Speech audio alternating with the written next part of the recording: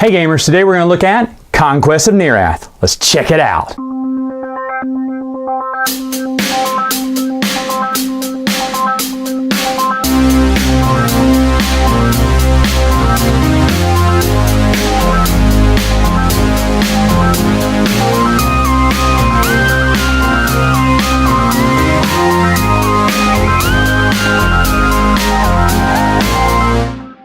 To set up the game, each player is going to get one of these little player aids here where they'll put their little event cards. They'll also get their own little event decks that they will put on those little player aids here. And of course, on the back of each of these, it basically tells you exactly where and what to put down on the little spaces provided in your realm. Now, the first time you play this, you'll have trouble figuring out, but there are pictures under each one of these. They're little pictures, and after the first time playing it, you'll know exactly what the pictures mean. You'll have no problem setting it up after the first time. You probably won't even need to look at this. It'll also tell you what your starting treasury is, 10 gold, and what your base income will be given that you own all your starting land, which in this case is 15 gold. That's very important.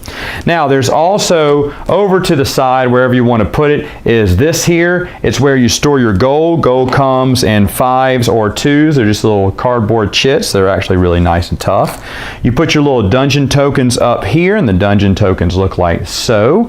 And you're also putting dungeon tiles out on the board already where you see these signal for dungeon tiles, and then you're going to put your treasury cards right here. Now, it's nice that they have this, but a lot of the directions are quick references on the back here, so you may want to keep this instead, at least the first few times when you play, and then afterwards you won't need this. You'll just be able to use this. Anyway, so what you're doing basically is you're setting up, and this is basically just a conquest game, exactly what it says. Now, you also have your little starting markers here on the start track here. As you see, there's one for each race. You won't put starting markers on your land, but you will put your markers on anyone else's land. For instance, if red took out yellow here, they would put their marker there to show that they temporarily own it. If yellow got it back, they wouldn't put their yellow marker there because it's already outlined in yellow, so they know it's theirs.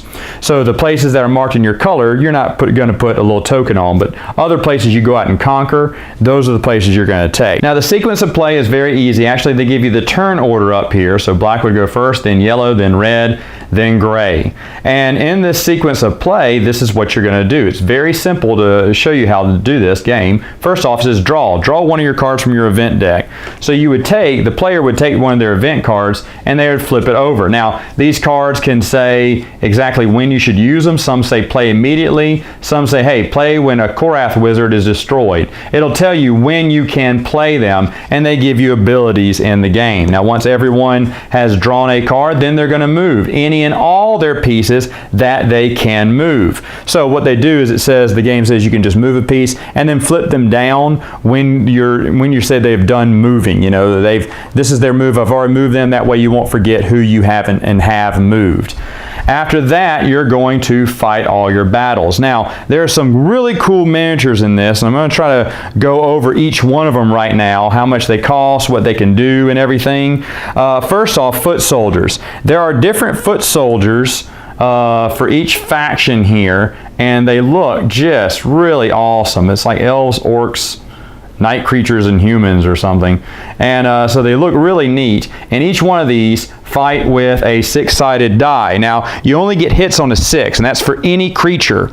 So these are basically the weakest ones because they only have a 1 chance in 6 to get a hit on someone. Now, foot soldiers can only move 1 space at a time. The next one is a siege engine. Siege engines basically all look the same for any faction, but they can roll 2 blue die. So they're really big, heavy hitters. And they can also only move 1 space at a time. Now, here are your fighters, and as you can see, each one is different again, making this game so unique and fun. They'll each roll a red die, which is basically a 10-sided die. They can move 2 spaces at once, and they are one of only 2 characters who can go and enter a dungeon. Next, you have wizards. They all look the same for any factions. They roll a 10-sided die, and wizards get something called first strike. That means in a battle, they get to fire first without any retaliation. Even if you're the defender, you get to roll first before the attacker does if they're attacking any wizards. They can also enter dungeons as well, and they also move 2 spaces on the board. Now these are the monsters. Look how nice these molds are. They are just so sweet for each faction. They roll this black die here. They also move 2 spaces at once, and if you win a battle and you have any monsters left over, they can move again into the, 1 more space into the next piece of land if they are successful. It's called running amok. Castles look all the same, but again, the mold is just really nice here. They roll a 20-sided die here. They're very powerful. They can also take 2 hits. On their first hit, you tip them over, and after that, they're out of the battle, meaning you can't roll for them anymore, but they can save you from killing off one of your other army if you just want to sacrifice 1 hit on your castle. Like I said, they have to take 2 hits to go down. Capturing someone's castle, though, would be huge in the game. It's worth a lot of victory points. Now, of course, these do not move because, hey, they're castles. But I should mention that castles are where you can place your reinforcements. Anywhere you have a castle, that's where you can place your reinforcements. Storm elementals look the same for each faction. On sea battles, they roll 2 blue die. On land battles, they only roll 1. Now they can move 2 spaces over land and sea. This is a warship. It rolls a blue die. The warships look the same for all 4 factions. It can transport up to 2 people, 2 of the armies that you see there, 2 spaces across the sea. And of course, they can have naval battles. Any wizards or fighters on the naval ship can fight the naval battle, but any minions cannot. And finally, we have these super sweet dragons. They are so cool.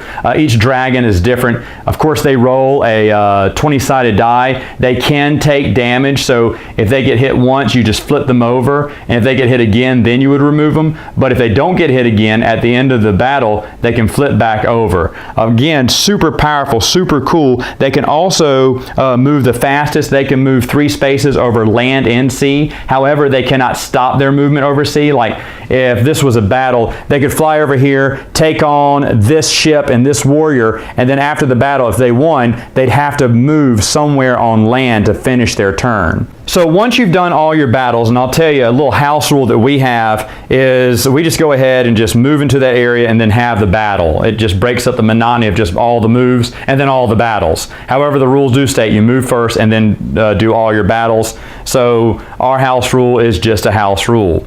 But also, anyone who goes on one of these dungeon spaces, and they're all over the board, remember only wizards and fighters can go in there, then you can also resolve any dungeon battles. And what you're going to do is you're going to flip over that particular dungeon, and it's going to give you what the villain is. So in this case, it's a zombies, plural, and they roll 2 green die. So they're going to have to defeat these zombies. Now you'll have another player control whatever the dungeon beast is. Some of these dungeon beasts comes with special rules too, like they get to roll a first strike or something like that. But once you if you happen to beat the monster in the dungeon, you will get one of these treasure cards. Now, treasure cards can give you victory points up to 1 to 3 points. Victory points in the game, so you'd move up the victory point track here. And then they can also give your player special abilities. So this one says, horseshoes of speed. Your heroes moves increase to 3. So remember I told you heroes move 2. Well, if you had this card, they can now move 3 in the game. So it basically gives you more power in the game. Now, when you do defeat a dungeon battle, of course you do have to move your wizards and any fighters that survived outside of that tile again. And this time, instead of placing 1, you place 2 tiles on there.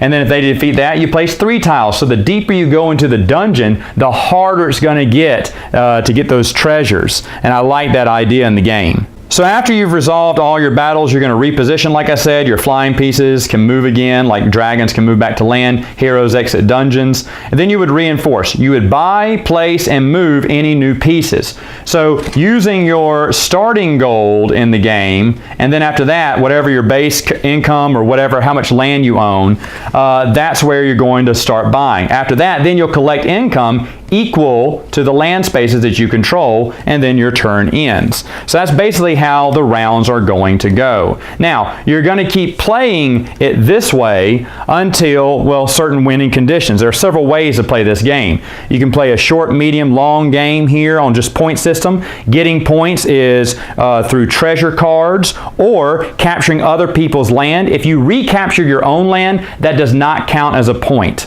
So recapturing your own land doesn't count as a point, but conquering someone else's land would count as a victory point. In fact, over here, it gives us where all the victory points. Conquering an enemy's land space, 1 point. Treasure cards, 1 to 3. And conquering that enemy capital, worth 5 victory points. Now, there are other ways to play this game. You can play it a free-for-all or alliance game, and it gives you certain conditions for each one of those. And that is Conquest of Nerath. Final thoughts, what do I think about the game? Well, I forgot to mention real quick that on that Treasury player aid, they do tell you also how much each one of those resources cost, which you're probably asking yourself. Now, I've been looking at this game for on and off for a little over a year, probably 2 years now, and I never wanted to pull the trigger on it because I don't have that many battle games. That's what this is, kind of a battle game. I don't have many of those. The ones I do have, I love, and I thought maybe I need a third one, but I kept saying, no, I really don't. But during BGG SpringCon on our very last day, this is one of the last games that we played at BGG SpringCon, and I absolutely love the game. At first I thought I was so-so because, of course, just like I almost always do, the first time I play a board game, I read some rule wrong, and it kind of cheapens the game for me. And as we were talking in the car, I said, yeah, I really like that game. It was on the way back from BGG Spring. I said, but I didn't like this and this. And then I started reading the rules. I said, that doesn't make sense. So I reread the rules and found out that I was wrong, which happens quite a lot. Don't play a game for the first time with me. But anyway, after that, I said, oh, okay, I see where it is. We were playing it wrong. It probably plays a lot better when you play it right. And it does. It is such a great game. If you like battle games, of course, this has a fantasy theme to it, but I love it. It is very strategic. For instance, one of the games I love a lot is Conquest of the Empire. I love that game. I love the battle. I love the strategy. I love having to make alliances, having to break alliances. But this one takes it to the nth degree because there is so many strategic things. Of course, you can make alliances, but they ain't going to hold. Sea battles, controlling the oceans is very important in this game, whereas in Conquest of the Empire, not as important. This game has various ways to play it. So it can always play differently, even though everything's set and everyone starts off, you know, plain Jane the same way every time. The game can morph into a million different ways, and I love that about this game. I really do. I think this is a fine game. Should you get it? Yeah, sure. If it looks like it's something for you. The minis are incredible. It's so easy and simple to play, yet so strategic. And the more I talked about it in the car, the more I realized, yeah, I really do want this game. Now, I didn't mention this, but there is one promo available for Conquest of Nerath. It's called the Sword of Cass, and I was lucky enough to find one. I don't think these are that expensive, but they are dadgum hard to find. They're very rare. It was given out at Gen Con one year, and now there's no way to get them. I just got very lucky and found this one, which I'd been looking for on and off for years, ever since I've been looking at this game, and when the moons aligned, I got both. So, great game, gamers, well worth your time. That's all the time I have for now. Until next time, you know what to do. Kill ya, dragon!